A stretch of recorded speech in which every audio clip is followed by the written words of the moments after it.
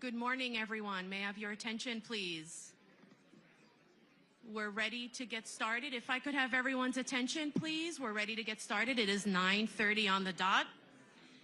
Welcome to today's Council on Foreign Relations Symposium. We have members and guests in Washington, D.C., as well as on Zoom, so welcome one and all. We hope you enjoy all of our sessions today. A reminder that today's symposium is on the record. If you're joining in person, please check your cell phones and silence them. That would be much appreciated. If you'd like to ask a question during the Q&A and you're here in person, raise your hand. If the presider calls on you, please stand, wait for the microphone, introduce yourself, and ask your question. You can also ask a question if you're joining via Zoom. Just click on the raise hand icon on the Zoom window. If you hear your name being called out, just accept the unmute now prompt. Your video will remain off, but your microphone will be unmuted so everyone on Zoom and in the room in DC can hear your question. Just introduce yourself and ask your question. Again, all sessions are on the record. Thank you, everyone.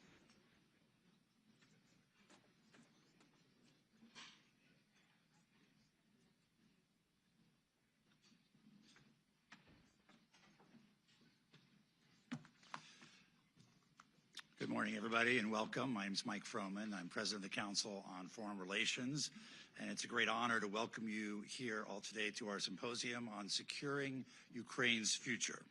About 6 months ago, the Council launched a special initiative on securing Ukraine's future, led by Senior Fellow Paul Stairs. The initiative is really focused on 3 areas: achieving peace, how can a just and durable peace deal be reached, preparing for and realizing Ukraine's economic reconstruction and recovery, what needs to be done to boost economic growth and rebuild critical infrastructure, and thirdly, building a framework for Europe's long-term security. In these areas, as well as the state of play in Ukraine, those will drive the issues of today's symposium. In a moment, we'll play a short video that explains some of our work in this area, but before we do, I'd like to provide just a little framing context. Russia's full-scale war in Ukraine just marked its 3rd anniversary, just a week ago, and President Trump is determined to bring a swift end to the conflict. Needless to say, we are meeting at a particularly dynamic time for the situation in Ukraine and the relationship of the United States to that conflict. And as a response to that dynamism, we have a full day of sessions in store for you, including this morning's keynote address on the path to peace in Ukraine, Ukraine and the future of European security, and reconstructing Ukraine. It's in that spirit that I have a great privilege of introducing this morning's speaker for the keynote discussion, General Keith Kellogg, Assistant to the President and Special Presidential Envoy for Ukraine and Russia. He previously served as the National Security Advisor to former Vice President Mike Pence and Chief of Staff and Executive Secretary of the National Security Council in the first Trump administration. And our presider this morning is Margaret Brennan, the moderator of Face the Nation and the Chief Foreign Affairs Correspondent for CBS News. We're also lucky to have her as a member of the CFR Board of Directors. After the introductory video, General Kellogg will come up to the podium, give some framing remarks on Ukraine's path towards peace. Then Margaret will come up and moderate a session with him before taking questions from all of you. We also have about 300 people on Zoom. And after that, we'll move to a panel on Ukraine and the future of European security to discuss how the war has upended the region's security and how the NATO alliance might evolve. All of this is made possible with the support of the Wachenheim Program on Peace and Security, and we're very grateful to the Susan and Edgar Wachenheim for their support of the Council more broadly. I'd like to remind you that today's discussion is on the record, and with that, we'll turn to our introductory video. Thanks for joining us this morning. More than 3 years since Russia's full-scale invasion of Ukraine, the conflict has devolved into a war of attrition. The war has exacted a heavy toll on the Ukrainians and the Russians alike. Hundreds of thousands of Russian and Ukrainian soldiers have been killed or wounded. Millions of Ukrainian civilians have been killed or displaced. Ukraine's infrastructure, from residential buildings to the energy sector, has been damaged or destroyed. Against all odds, Ukraine has prevented Russia from achieving its initial objectives and maintains control over hundreds of square kilometers of Russian territory after a surprise offensive in the Kursk region last summer. But Russia continues to occupy some 20% of Ukraine, making significant gains late last year. Now, Ukraine's future and the broader transatlantic security relationship is in question. Say this, I believe I will be able to make a deal between President Putin and President Zelensky quite quickly. Here at home, President Donald Trump has promised to deliver a quick end to the war. The United States has benefited from the order and stability that's existed across Europe for the greater part of the last century. But questions abound about the United States' role as Europe's security guarantor and the future of economic and military assistance to Ukraine.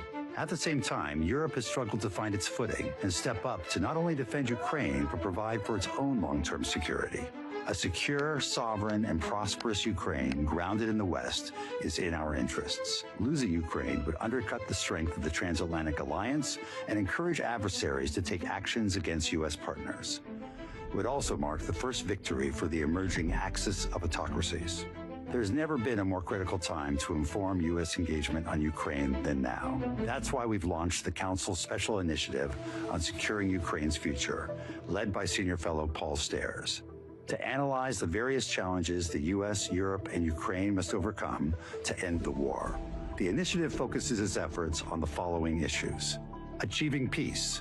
How can a just and durable peace deal be reached? What are the necessary conditions for all parties? How can the United States best facilitate that peace? Preparing for and realizing Ukraine's reconstruction and economic recovery. What does Ukraine need to boost its economic growth and rebuild its critical infrastructure? How can this be achieved? What external support is needed? Building a framework for Europe's long-term security. How can Ukraine be integrated into the European framework? What does Europe need to do to deter Russian aggression in the future? What will the U.S. role be in the continent's security architecture? Since its inception in 2024, the Special Initiative has convened meetings with top experts and policy officials and commissioned actionable policy reports that provide innovative solutions for the conflict's most complex challenges. We've already seen the direct impact of our work. In 2025, we plan to continue this momentum. Securing Ukraine's future is not just about strategizing an end to the war within the next 12 months. It requires looking past the cessation of hostilities to tackle the long-term economic and security challenges for Ukraine, Europe, and the United States. In the months and years ahead, we hope you'll engage with us on this effort.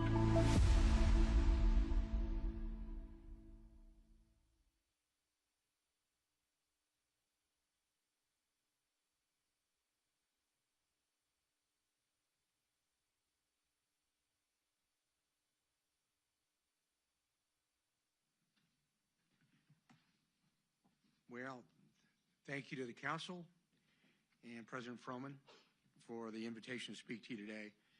And thank you to the audience for joining this conversation. I see some friends in the audience that have been here before, Elliot, Doug, the rest of the team out there. And today I think we're going to be discussing what is arguably the most complex foreign policy challenge the administration is faced with, and that's ending the Russian-Ukraine war, the largest war in Europe since the end of World War II. President Trump recognizes this and has acknowledged the gravity and complexity of bringing peace to this war. In a December press conference at Mar-a-Lago, President Trump remarked that ending the Russia-Ukraine war would be, quote, even more difficult than resolving the ongoing Israeli-Hamas war and the turmoil in the Middle East, end quote.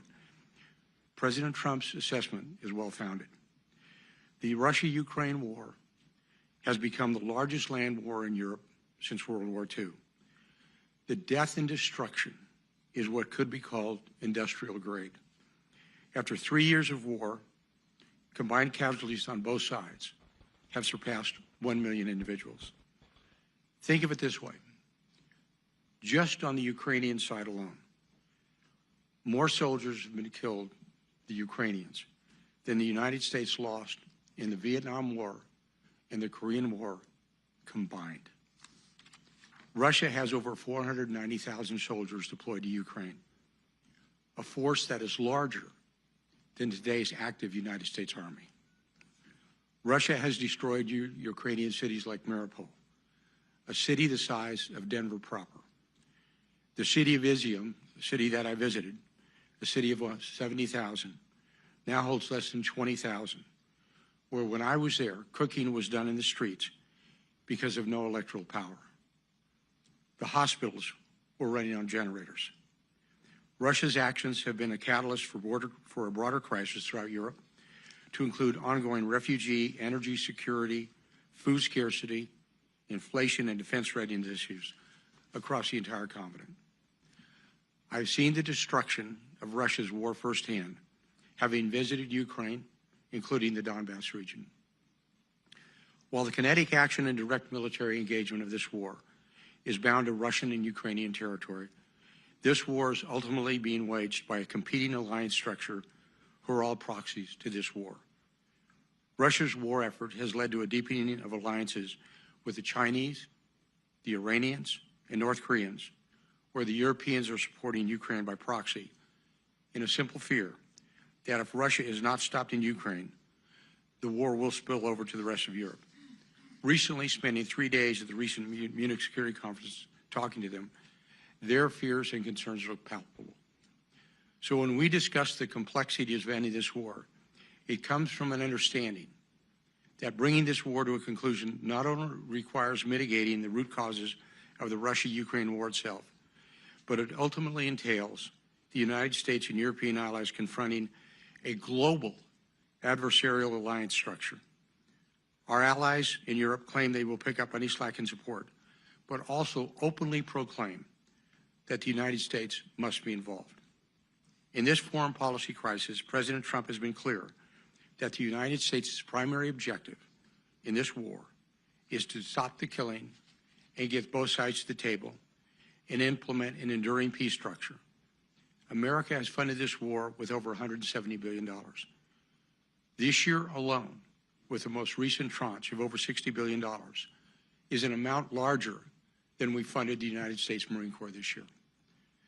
Donald J. Trump is a peacemaker, and he is a president of peace. President Trump has committed to the American people that he will put the interests and security of our citizens first, and he will keep our nation out of endless wars. You know, I'm reminded of what Professor Paul Kennedy from Yale University wrote in a seminal work, The Rise and Fall of the Great Powers.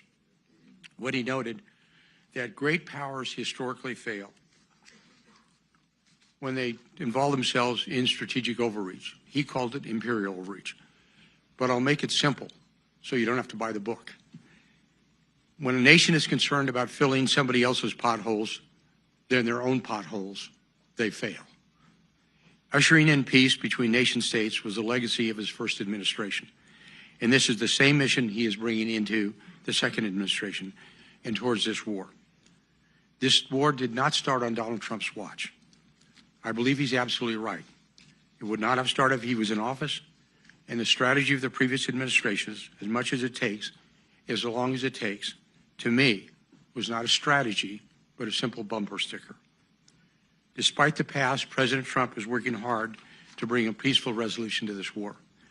You can see the high priority he is placing on this goal when you look at how many senior individuals he has asked to pitch in and help negotiate peace, from Marco Rubio to Howard Lutnick, to Scott Bessler, to me, to Mike Waltz. He has worked out more in the last 45 days than we saw in the previous years. And we've only been at it for 45 days. But we already have teams in Moscow and in Kyiv. And we all want the same thing. We are working as a team to explore every avenue we can for peace. But as we know, and as this administration knows, peace is only possible through strength, which brings us to where we are today. How the Trump administration is deploying strength in this urgent moment to bring a peaceful resolution to this devastating war. To start, President Trump's America First approach towards engagement abroad is a driving force behind this administration's approach to the war, which is notably different than the preceding administration and the broader U.S. foreign policy establishment and status quo approach to the U.S. national security apparatus. President Trump has already engaged President Putin. He's engaged President Zelensky. We have found from previous approaches, you cannot avoid talking to your adversaries or friends alike. President Trump has elevated the United States' priority as bringing peace to both sides rather than framing this war as one side winning over the other, an approach that only serves to drag America into an endless proxy war to the detriment of our own national security interests. When President Trump was asked in May 1923 2023 town hall if he wanted, quote, Ukraine or Russia to win this war. He responded by saying, I just want everybody to stop dying. This statement was not only a public commitment to peace and a commitment to keep our nation out of an endless war, but it was a proactive signal that the United States would serve as a positive force in bringing a resolution to this conflict. We saw this very approach towards that war play out in the recent Oval Office meeting between Presidents Trump and Zelensky last Friday. And I had a ringside seat, standing right behind the Vice President and Secretary Rubio. What happened was two nation-state leaders coming into a meeting with objectives that were clearly not in alignment with one another. And there was a disconnect publicly between the goals of the two administrations. President Zelensky approached this engagement with President Trump as an effort to get the United States to co-sign on the U.S. to continually funding Ukraine, to give Ukraine an advantage over Russia. President Zelensky clearly wanted President Trump to side publicly with the United States against Russia. It would have negated an objective interlocutor role. President Trump, however, was not approaching as a matter of one side gaining an advantage over the other, but was instead focused on peace, stating, quote, President Zelensky is not ready for peace if America is involved because he believes our involvement gives him a big advantage in negotiations. I don't want advantage, I want peace, end quote. There is the human cost of this war which deeply resonates with President Trump. The casualties of this war have surpassed 1 million. And on an average, this war is costing an average of 600 soldiers killed in action per day. Short of U.S. efforts to end this war and stopping the killing, Ukraine is quickly approaching the lost generation.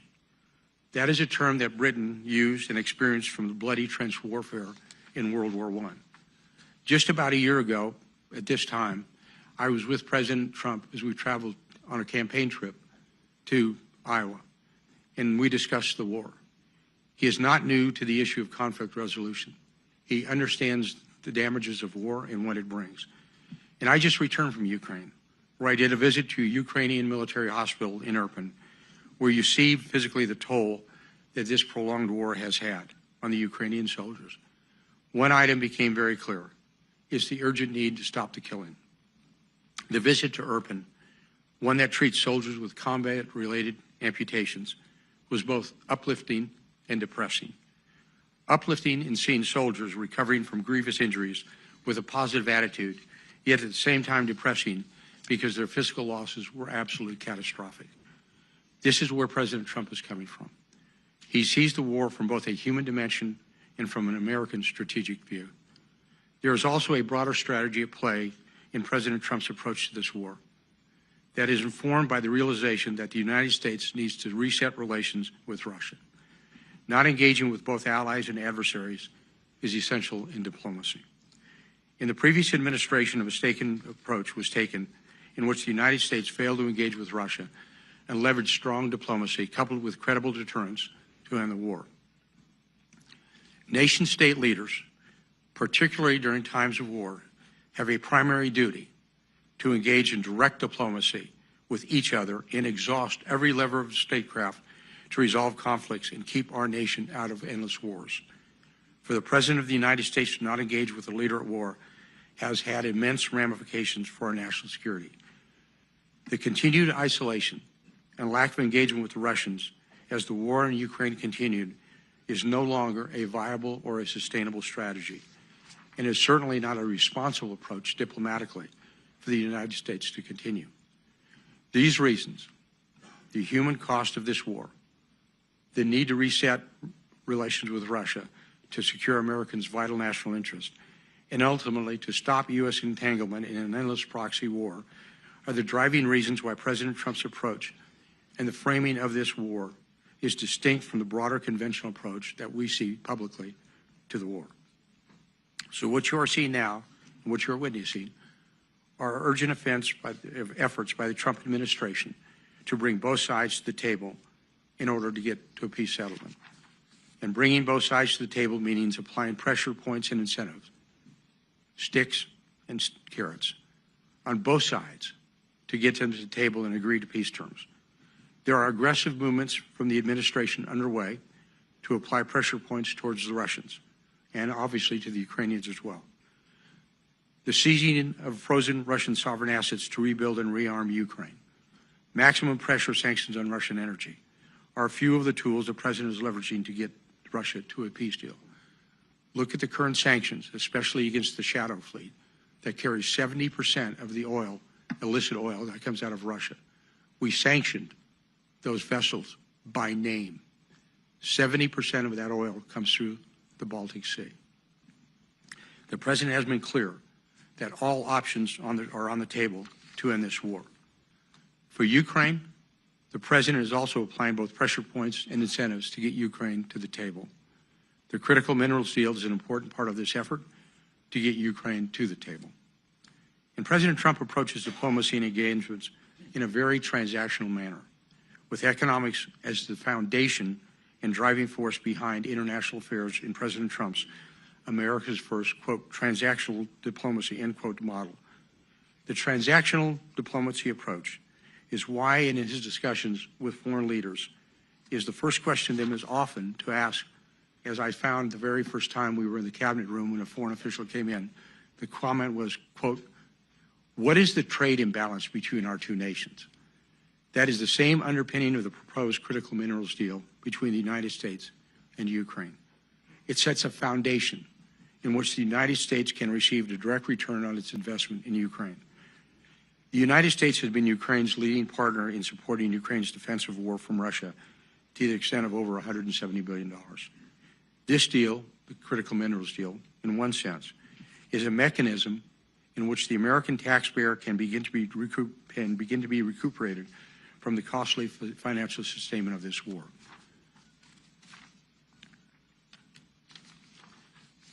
More broadly, however, this critical minerals deal also offers a partnership deal between the United States and Ukraine, which can underpin a security architecture for Ukraine going forward.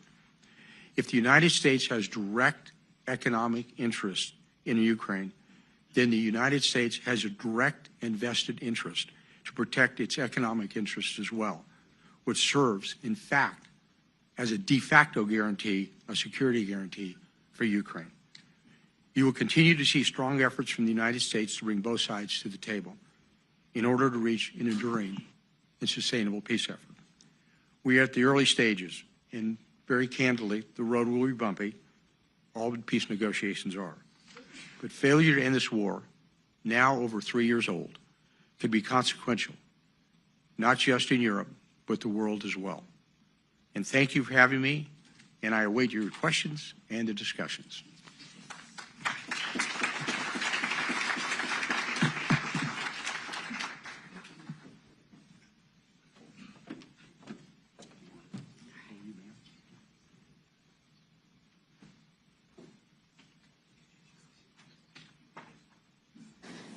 Thanks to all of you for joining this morning, and thank you for your remarks. Thanks. For all of you here, we're going to have about 25 minutes of conversation before we open it up to questions from all of you. So this meeting is on the record, and I see my fellow reporters in the gathering here. There are a lot of very specific questions. I know you don't want to talk in specific terms, but we have seen just such a flurry of news in the past 24 to 48 hours from the administration, including the CIA director just yesterday going on Fox News and announcing that intel sharing with Ukrainians was being cut off. My network, CBS, is reporting that's all intelligence sharing, including targeting data for U.S.-provided weapons like HIMARS.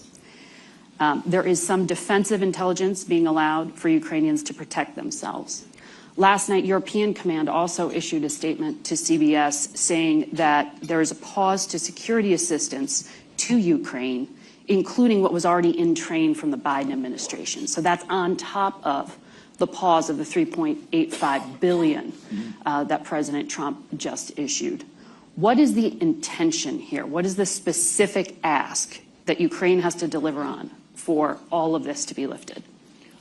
Margaret, I believe, and thanks for the question, I believe the push is to get them to engage in diplomatic activities give us their, for lack of a better term, their term sheet, to get this to the table and say this is an approach to going forward.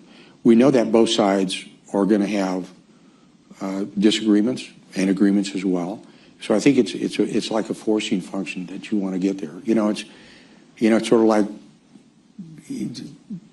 the Russians may say, well, for you to get involved in the talks, we want you to sell us Alaska back. That probably won't happen. But the same thing is going to be with the Ukrainians. So it's more of anything. It's a forcing function to get to the realization that we want to go to a peace discussion, a peace deal. Look, my experience in the reading of history and studying the Russian War. In fact, there's a great book by Russian War by a guy named Alexander Wirth that it comes right down to it. The one thing you never want to do with the Russians is get into an attrition war.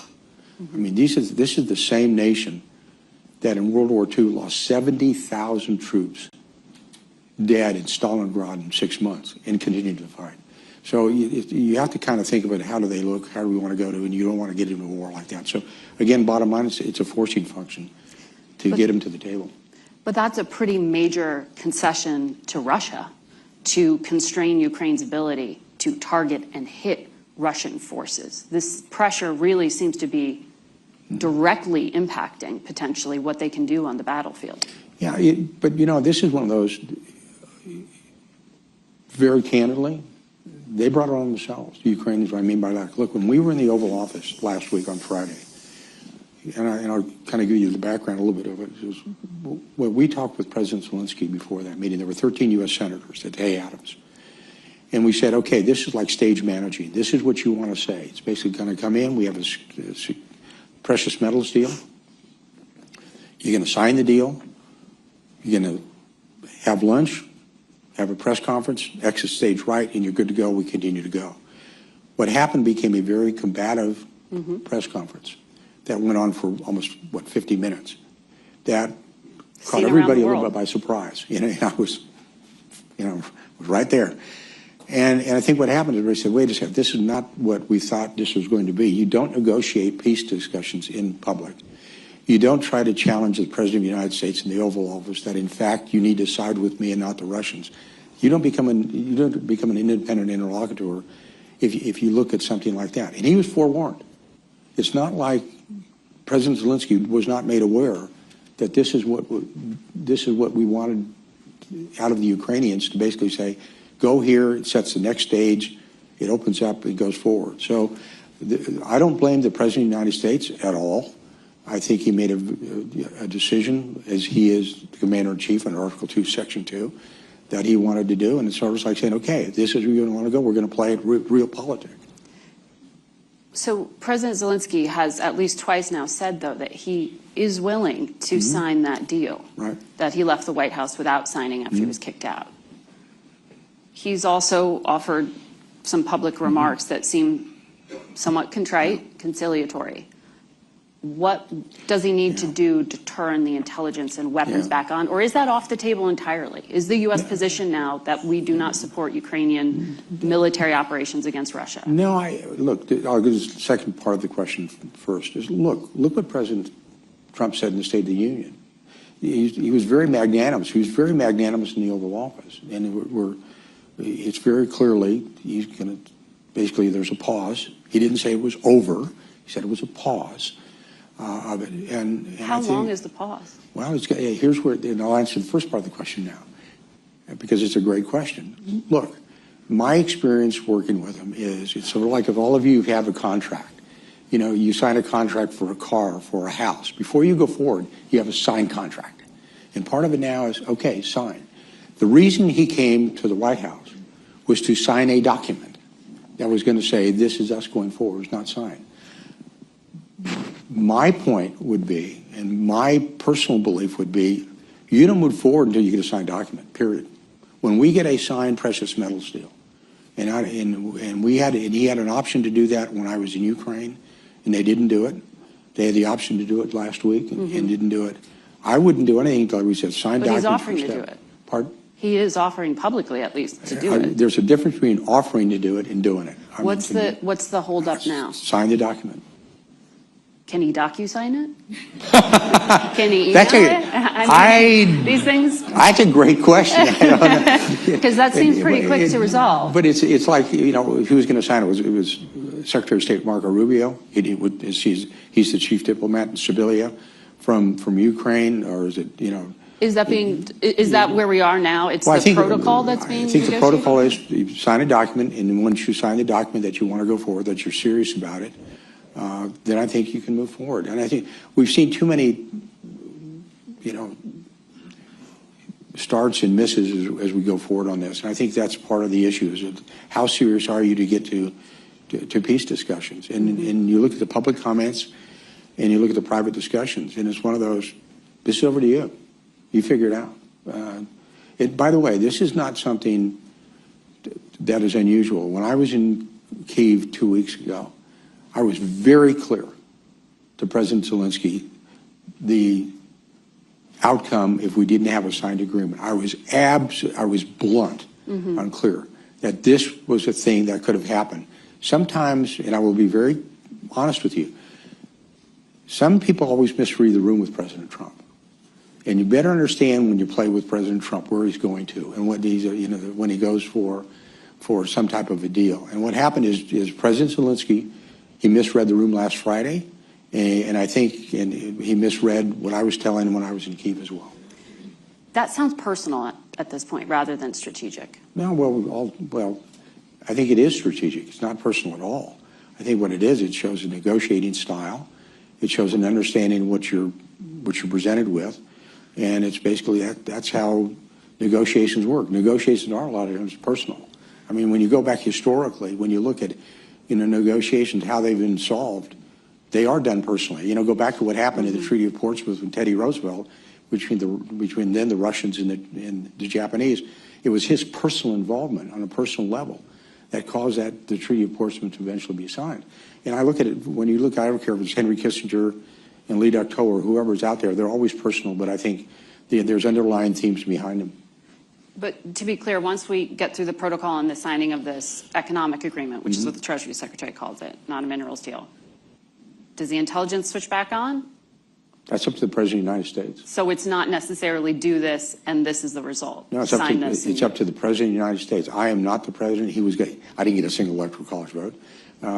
It's up to the President. And he's the Commander-in-Chief and he's the President. And I would never, ever speak for the President. It's going to be his call. Well, I'm asking that because it's confusing, frankly. I had the Treasury Secretary on Face the Nation on Sunday, and he had previously described the minerals and economic deal. He said, I was wrong when I called it minerals deal. He said it's an economic partnership deal.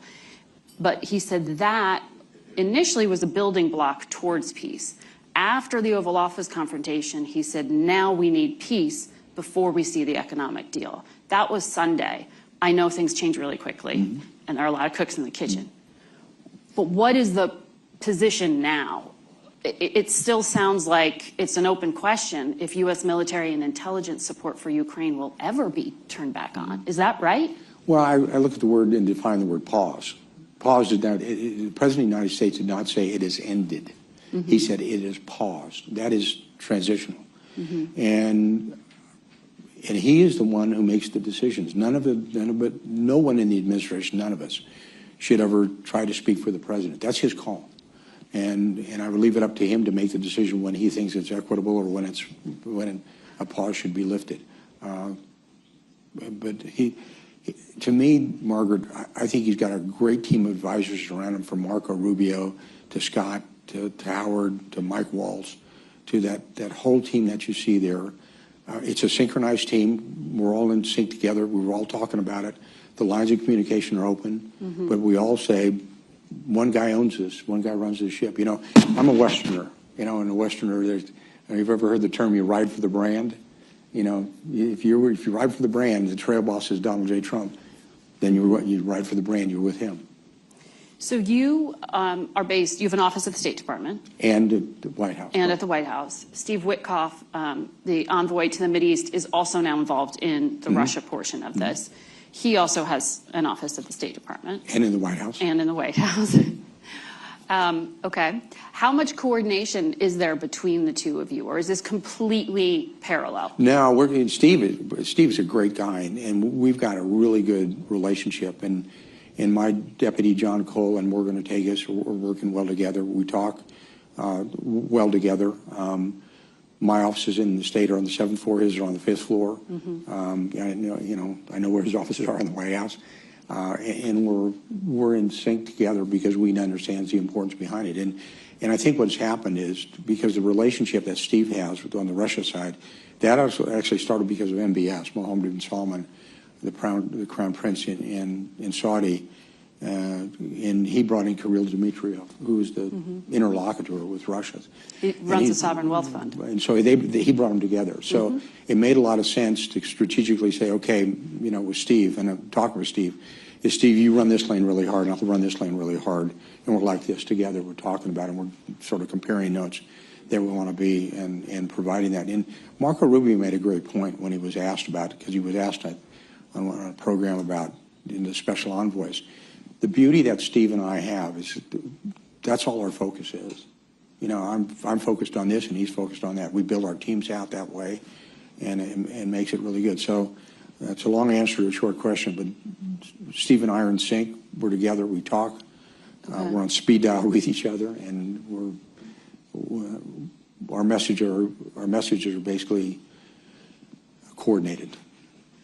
So Envoy Witkoff was on Face the Nation recently when I was asking him about the 3.5-hour meeting he had with Vladimir Putin, which I think all of us would love to be a fly on the wall for that one. He said he went by himself. There was no foreign service or intelligence officer with him. There were translators. He said 2 in the room. Were those U.S. translators? I don't know. When he did that interview... if you say he didn't have anybody with him, probably not. That's what he said. Yeah. Yeah. So were there notes from that meeting? Is there any record? I wonder, because that's an extraordinary amount of time with Vladimir Putin. Yeah, there were notes that were brought back, that Steve brought back. And so we are aware, it's sort of like a quid pro quo, where you want to go and what you want to do, and the discussions that were made. And it's their term sheet, essentially? Well, I use the term sheet, and term sheets, the answer is, yeah, in generalization, but it's like when I say term sheet, that's when I kind of made, obviously it wasn't a bad joke, but the fact is, like, the way they want Alaska back, nope, not going to happen. But we have an indication of where the Russians are, and we want to do the same thing with the Ukrainians as well. And to me, we had a wonderful opportunity to get there. So lost it. Envoy Witkoff said on a different network, but I read the transcript, that the framework for a peace deal between Ukraine and Russia is the Istanbul Protocol Agreement. Yeah. Is that the framework you are working with? No. Here's why. We both work from different, that came out of the Russians, said maybe you go there. To me, when you look at the Istanbul Accords, that happened 30 days after the invasion. And the demands in Istanbul were fairly significant on a very weakened Ukraine. And here's where I will agree with what Steve said. And Steve said it's a departure point. I think that's a good word to use. It's a departure point. At least but I think you have to look at those. I don't believe for all of us that is an equitable framework. And I think we have to develop something entirely new. You can start from that position if you want it with the Russians, but that is going to be something up to the negotiation teams going forward, what they want to look at. And I know that President Erdogan would obviously like to use that as a starting point. But I think any reasonable person has to look at what those accords actually said. Right. And you read each one of them quite clearly what was demanded. And I think now when you look at it, even though Ukraine at the time was agreeable to some of the conditions there, you have to look at the time frame when that was done. And that was when the battlefield was in flux. It was 30 days after the start. They were still fighting around Bucha. They were still trying to evict them from Kharkiv, the regions around Kharkiv, and it was a pretty strenuous fight. So you have to go to today. You can't go back 3 years ago. Yeah, the Institute for the Study of War issued an analysis of that, saying the draft protocol leaves Ukraine helpless in the face of future Russian threats of aggression. It sounds like you agree with that assessment. Yeah, I think it said it also restricted any bilateral security agreements. So this is not the Trump administration position. No, I think Steve made the comment as a general comment. It is not the Trump administration policy, because they haven't made their policy. You know, the president said this is where we're going to be, because we haven't got to that point yet. You know, that's what, you know, I like the term sheet. We know that what the term sheets are going to be, and then you can, you know, pivot from a known point and say, okay, this is where you're at. In your remarks, you use the phrase "a credible deterrence to end the war." In your mind, and you have a military background, obviously, what does that mean? Because that could be interpreted as a security guarantee. Yeah, well, I think when you look at it, there's a tendency to default to kinetics. When you talk about a security guarantee, that means 50,000 or 100,000 or 80,000 troops right on the border, right on the line of contact. It is more complete than that. I think you have to look at it when you talk about security guarantees. It's not only the kinetic piece, the military piece, which is clearly important, but it's also the economic piece, the sanctions. What are you doing with the frozen Russian assets? There's $300 billion sitting in Belgium right now. What are you going to use those with? And primarily, that's oligarchs' money. Do you want to seize that? Pardon? Do you want to seize that?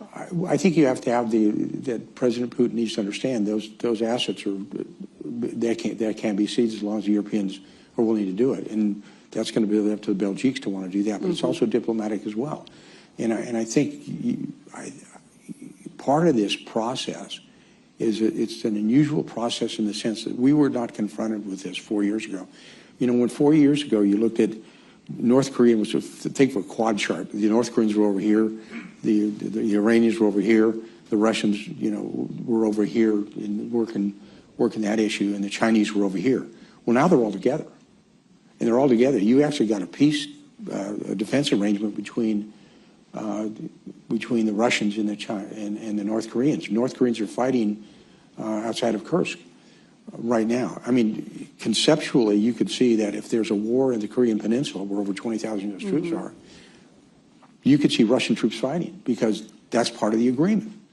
And I said, we weren't confronted with that 4 years. It's a brand new arrangement. And so what President Trump did before is he kept them all segmented. It's sort of like the game of whack-a-mole. That every time a mole would come up, you whack it down. Well, all the moles came up. And now we've got to figure, okay, how do we do this? Nestor made the comment about geostrategically. This is not just a European problem. This is a global problem. And I think we have to approach it that way as well. You can't just isolate Europe. So that's going to be the issues going forward, and I think the president appreciates that.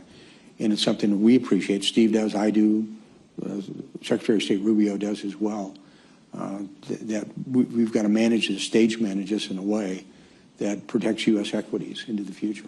So does credible deterrence mean that the Trump administration would backstop European peacekeeping forces? That came up in the Oval with the Prime Minister of the UK, and it wasn't clear what the U.S. answer was. Well, I think that's part of the discussion we're having with the Europeans as well. When you talk about what does backstop look like, define your terms. You know, I think back in my Jesuit education days, when I had a professor that said, always define your terms. I said, that's going to be important. What does it mean? But the Europeans were very clear when I was in Munich. They said, we support Ukraine as long as you're there. And said, well, what does that mean? So I think that's the reason you have to, the diplomatic side, with the presidents and prime ministers and chancellors of Europe, what does that look like? The economic side, what do sanctions look like? What is frozen assets, whatever it's going to be? And then we also look at the military side as well. Look, I made that comment a minute ago. It's pretty interesting to me when you look at it and isolate it to one issue. When you look about the sanctions the U.S. put on, we actually sanctioned the shadow fleet by hull. Sorry, the shadow fleet, are you talking about the sanctions on Iran? No, the shadow fleet was the fleet that carries the illicit oil coming out of Ukraine that's going to some of our allies out there, like India. From Russia. From Russia. And 70% of the illicit oil is, in fact, going through the Baltics on that fleet. We have sanctioned each individual ship by name, USS Kellogg, USS Smith, whatever it is out there. In 2018, 2019, We did something very similar with the North Koreans.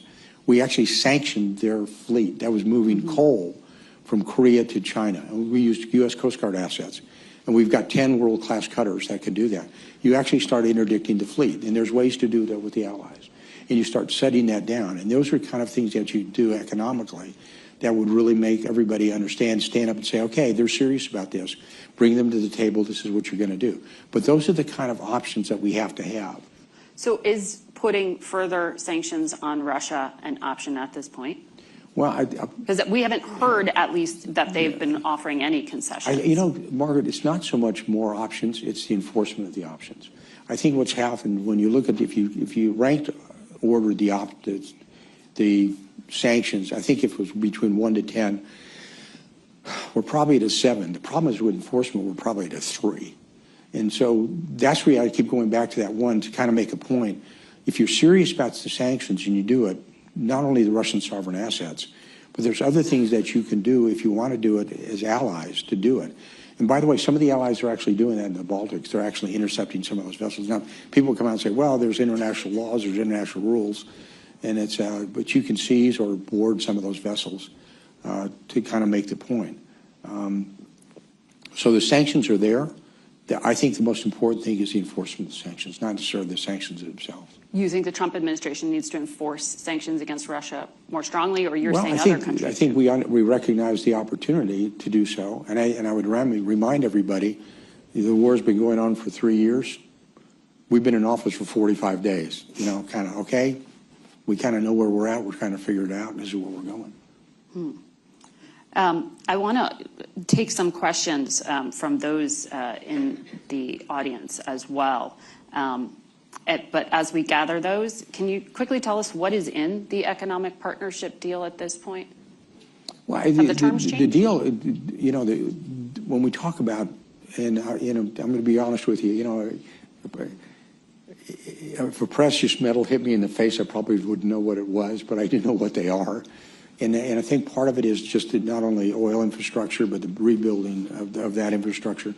But also you're looking about some precious metals. And I'll use titanium as an example. You know, titanium is, they export it, we import it. And it's designed for a lot of things that we use in the defense establishment. And the ability to reach and to use those. And here's the thing, and when I was talking to the president about it, I said, one of the things we probably ought to do before we really lock ourselves down is get the U.S. Geological Service to actually inventory that. Because the last time that those precious metals were even inventoried were done in the Soviet days. So you're kind of taking a little bit of a leap of faith in what's actually out there. We do know that it's called the Ukrainian Crescent, and it's on the western part of the Dnieper River, that there's a huge crescent of those precious metal areas that are there. Some of them are also, by the way, in Russian territory, Russian-occupied territory now. And part of it, I think the most important is, it's an economic security deal. And what I mean by that, and we tried to get across to President Zelensky and his team, look, when you get involved economically with somebody, I don't care if it's setting up McDonald's hamburger franchises or the precious metals, you invest yourselves diplomatically, militarily, economically, in the future of this country. And that's what we're trying to get across to them. That, look, this is something that is a big deal for us because President Trump is a transactional leader, and transactional starts with economics. And so we thought this was a good start for Ukraine and for an alliance that will continue to build with the United States and Ukraine. Michael Gordon here in the front row has the first question here in Washington. Thank you. Michael Gordon, Wall Street Journal. Sir, you're a retired Army general and you're familiar with the battlefield situation in Ukraine. What is the concrete effect of the abrupt end of military resupply to Ukraine and the end of the provision of intelligence and targeting data? The Ukraine may take some time for their military supplies to run down, but the cutoff in intel does have an immediate effect. In your judgment, what's been the effect to date, and what's going to be the effect if it continues for another week or 2 or 3? Well, Michael, thanks for the question. I think the best way I can describe it is sort of like hitting a mule with a 2x4 across the nose. You got their attention, and it is significant, obviously, because of of the support that we give, okay? But it's one way to sort of get your attention to do it. But it's a pause. It's not an end, and it's then up to them to do it. And I know that the allied partners that has anything to do with U.S. support as well are kind of paused as well. So anytime as a military person, anytime you displace assets, primarily from the intelligence community, it's pretty significant. And I'll use unclassified reports. There are certain reports that allow certain aircraft that allows people to see deep, that we basically said this is unclassified reports on the news that have been withheld out there. So it's like, okay, what do we see with their aviation assets, the Russian aviation assets? What does it mean? And I think that's important. But it's sort of like, okay, we're trying to get your attention. Okay, this is serious. This is what the support means. They understand it. You know, we had John Ratcliffe's counterpart, Malyuk, was here last week. He knows, Ratcliffe knows. I made it very clear when I was in Kyiv, the potential for this. It was almost like, well, okay, we hear you. Well, okay, no, we're serious. We're deeply serious about this. And it's not to let them know that it wasn't that we're not serious. We let them know that this president is very serious about it, and we're going to end this war. And this is one way to make sure you understand we're serious about it. So is it hard? Of course it is. But it's not like, Michael, it's not like they didn't know this was coming. They got fair warning it was coming. I told them, and they were told last week as well. It sounds like you're saying there is going to be a significant impact on the battlefield. Do they have enough gear to get them until the summer? I think we're okay. I think the pipelines, you know, they have an ability with the assets they've got to continue to prosecute the fight, to do it. But let's be obvious. Let's be clear about it. I mean, as a military person, I don't care who you're supporting. I don't care if it's Uganda or Rwanda or whomever. If you take away support like that, of course it's important. We know that. But that's one of the reasons why it was done. It's almost like, you know, can I give you an example, a personal example? And, you know, I've got 2 granddaughters, and their nickname for me is Pop Pop, okay? And sometimes when I talk to them, I'll stray. You know, I'll go, and they grab me like this, and they say, Pop Pop, listen to me. Okay, this is one of those, listen to me. We're serious about this. And you need to understand we're serious about this. And this is one of the ways we made sure they understood. And I think as a result of that, they realize we're serious. And they need to get serious about it as well. You know, that Michael, and to go back a week, that 50 minutes in the Oval Office was entirely preventable. President Trump was very magnanimous in that for the first 30 minutes. I'd ask you to go back and look at the tape, not once, but 2 or 3 times, and everything he did. And that went, as the term is, that went south real quick. Mm-hmm. Jill here in the center of the room. Thank you very much, General Kellogg. Jill Doherty from Georgetown University. I wanted to ask you about Russia. I believe you said that the administration has seen a change in Moscow. Could you define exactly what that change is? Because at least publicly, it appears that President Putin has the same demands now that he had 3 years ago, which would be essentially territory. They keep what they've got, even if they don't hold it. Zelensky goes, and no NATO. And there are probably others. But can you tell us specifically what is the change in Moscow? Yeah, you know, it's a great question, because I think what you want to do, you have to, you know,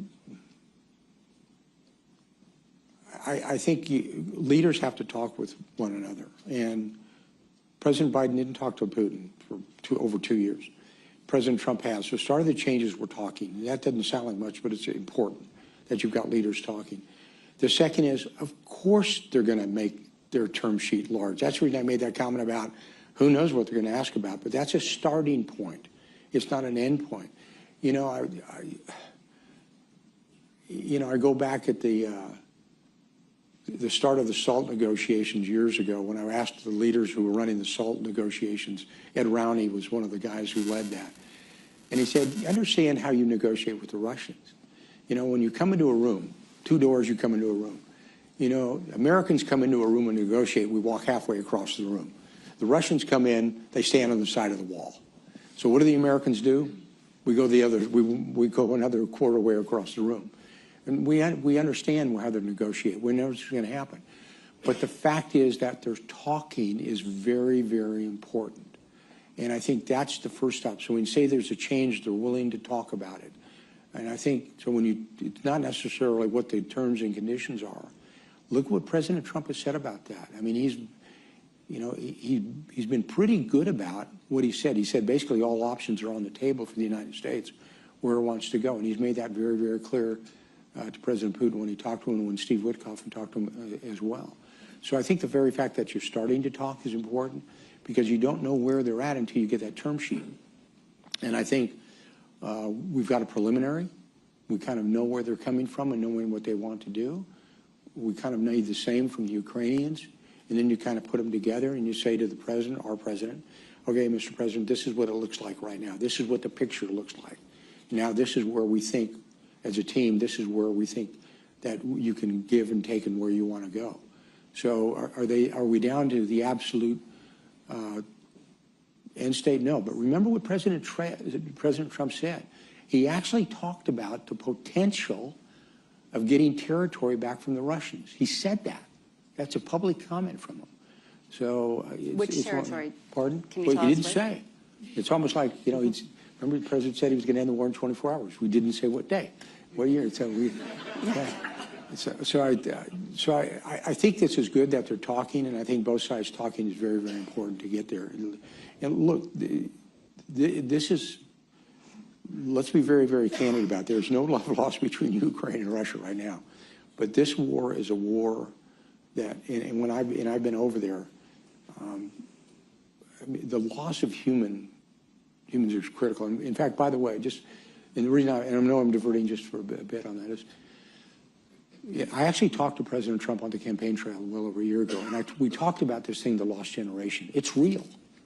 If you look at the demographics of Ukraine, I can show you where the demographics on the loss of military-aged men, at this time 25 to 35 years old, has gone down considerably. Plus the amount of people that have left their country right now, middle-aged men, military-aged males as well. And we're talking over 100,000. And so the Brits still feel that. They still talk about the lost generation. We don't want Ukraine to be in that position where you've got a lost generation. But again, it's a long answer to a short question. The fact is, we're kind of getting the broad parameters of where the Russians are looking at, what they want to do. The president will see that. But you got to get both. You got to say, okay, this is what it looks like. Okay, this is the ground view. And then put it together and say, okay, where do you think this is going to go from both sides? And we expect the Russians to be here. We expect the Ukrainians to be here. We want them to be here in this to end this war. And there's long-term benefits for everybody, for not only the stability of Europe, but it's for us to, on a geostrategic level, it's a chance to break up this axis that we currently see that is global in nature, which is a real threat to the United States of America. Carrie had a virtual question, I think. We'll take the next question from Stephen Pfeiffer. Thanks very much, General, for the discussion here. Steve Pfeiffer, I'm affiliated with Stanford University and a former American ambassador to Ukraine. Sir, you talked about carrots and sticks. It does seem like the United States is applying some very heavy sticks against Ukraine with the cutoff of intelligence and the suspension of arms. Can you talk a little bit more, though, about the sticks we're applying on Russia? Because at least publicly, the Russians seem to be the much more recalcitrant party with a very inflexible negotiating position. You mentioned sanctions on shadow tankers. Has the Trump administration sanctioned additional tankers? You said something about seizing assets. Are we now moving to seize the Russian frozen bank assets? But what are the sticks we're trying to apply on Moscow to get Russia to become more accommodating? Because right now it does look like we're leaning pressure really on the Ukrainians, but not on the Russians. Thank you. Okay, thanks for the question. Okay, and I'd challenge you with this. And it's almost a binary, it's a question with a binary answer. Do we have a term sheet from the Russians, broadly? And do we have a term sheet from the Ukrainians? The answer is yes and no. So when you look at applying the pressures, we understand the pressures, but we kind of understand the pressures we can apply. Again, I remind everybody, we've only been at this for 45 days to get there, but we know what we can apply pressures where they want to go to. But they reached out fairly fast. Steve Witkoff went to Moscow, was able to talk with Putin for 3 hours. There was a call that was made between President Putin and President Trump. And we offered, when you talk about the pressures, the fact is, when the Ukrainians came last week, they had an invitation to sign a document in the Oval Office, have lunch. They came to Washington, D.C., had that invite, and frankly, walked out of here with nothing. So I challenge your notion about who's being more reasonable right now, because when you look at what is happening, I don't see it the same way. I think that we're going to get there. I think the options are to apply more pressures. I think that's good. I don't think it's been done.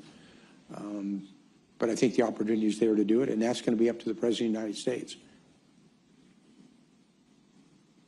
Okay. Do we have time for one more, Carrie? Okay. I'm going to go wrap on time up here. But it sounds like you have a lot of people here who want to talk to you. So I'm gonna leave it here for us today. Thank you all virtually for tuning in. Thank you, General Kellogg, as well, for your time and for taking questions.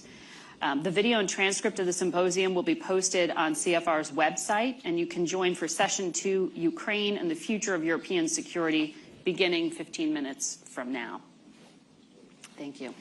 Thanks, Margaret. Thank you, General.